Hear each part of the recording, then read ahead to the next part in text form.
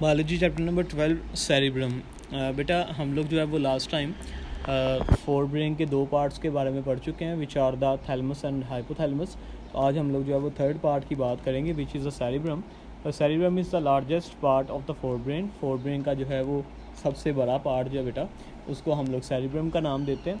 तो ये कंट्रोल करता है बेटा हमारे स्केलेटल मसल्स की मूवमेंट को, हमारी थिंकिंग को, हमारी इंटेलिजेंस को और हमारी इमोशंस को। ठीक है, मतलब कि गुस्से को, प्यार को जो है वो सेरिब्रम कंट्रोल कर रहा होता है। ठीक है, और ये ब्रेन का बड़ा हिस्सा जो है वो, जो आपको पूरा ऊपर ब्रेन नज़र आ रहा है, ये पूरा जो है इसको सेरिब्रम कहते हैं। तो it is divided into two cerebral hemispheres. बेटा इसको ना हम लोग दरमियान से कट करके तो दो सेरिब्रल हेमिस्फेयर्स में कन्वर्ट करते हैं, left cerebral hemisphere and right cerebral hemisphere. जैसे कि आपको डायग्राम में नज़र आ रहा है कि ये दो हेमिस्फेयर्स हैं हमारे पास, लेफ़्ट वाला और राइट वाला। The anterior part of the cerebral hemisphere, वो कह रहा है कि सेरिब्रल हेमिस्फेयर का जो बाहर वाला पार्ट, आगे वाला पार्ट, जो एंटीरियर पार्ट जो है बेटा, आगे वाला पार्ट, उसको हम लोग नाम देते हैं ऑल्फैक्टरी बल्ब। ठीक है, which receive the impulses from the olfactory nerves and created the sensation of smell. हमने बेटा थैलेमस में पढ़ा था कि थैलेमस जो है वो सारे के सारे एक्शंस को पहले रिसीव खुद करता है और उसके बाद जो है वो सेरिब्रम के पास भेजता है, सिवाय स्मेल के।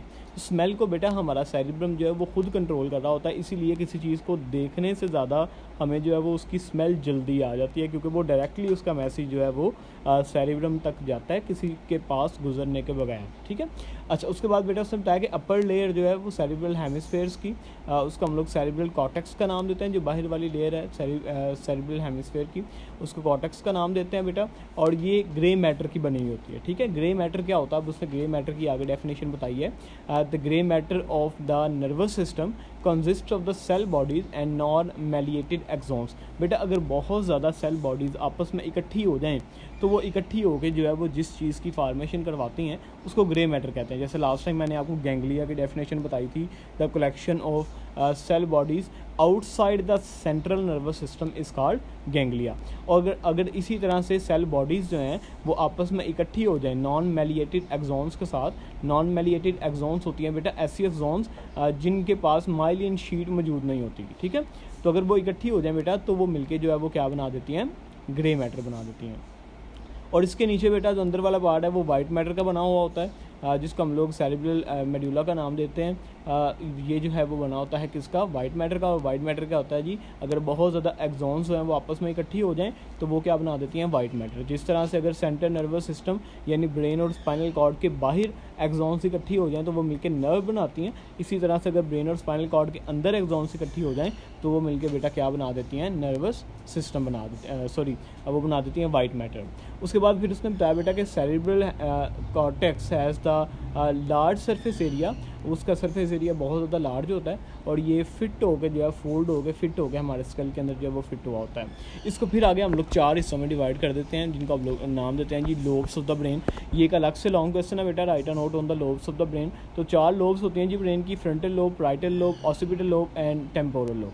जो फ्रंटल लोब है बेटा ये कंट्रोल करती है जी हमारे मोटर फंक्शंस को, permit the conscious control of the skeletal muscles and coordinate the movements involves in speech को कंट्रोल करती है, स्केलेटल मसल्स को कंट्रोल करती है। पाराइटल लोब जो है बेटा ये सेंसरी एरियाज़ को कंट्रोल करती है, that receive impulses from skin. ठीक है, ये स्किन के फंक्शंस को कंट्रोल करती है। ऑसिपिटल लोब जो है बेटा ये हमारी विजुअल इन्फॉर्मेशन को कंट्रोल कर रही होती है, और टेम्पोरल लोब जो है बेटा ये हेयरिंग और स्मेल को कंट्रोल कर रही होती है। तो ये देखें जी डायग्राम के अंदर बेटा आपको जो है वो नज़र आ रहे हैं जी, फ्रंटल लोब जो है वो कहाँ पे है। तो ये देखें जी, ये जो हमारा फोरहेड वाला रीजन होता है ये फ्रंटल लोब होती है। उसके बाद ये ऊपर वाला रीजन जो है बेटा इसको हम लोग पाराइटल लोब का नाम देते हैं।